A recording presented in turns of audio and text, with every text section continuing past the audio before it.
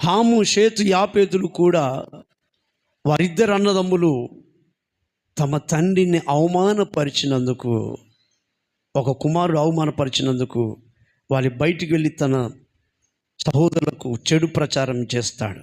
వెంటనే ఆ తమ్ముని కుటుంబాన్ని దేవుడు శపిస్తాడు, తండ్రిని అవమానపరిచినందుకు.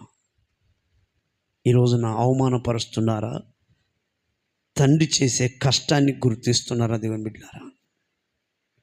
బైబిల్లో ఒక భక్తుడు ఉన్నాడండి. ఆ భక్తుని పేరు దావీదు. చెప్పండి, ఏం పేరండి? దావీదు గురించి దేవుడు, నేను అతనికి తండ్రిగా ఉంటాను. ఎంత గొప్ప మాట అంటే దేవుని బిడ్డారా, వాస్తవానికి దావీదుకు తండ్రి లేడండి, ఉన్నాడా? తండ్రి ఉన్నను కూడా దేవుడు అంటున్నాడు, నేను అతనికి తండ్రిగా ఉంటాను. ఏం చూసి దేవుడు అతనికి తండ్రిగా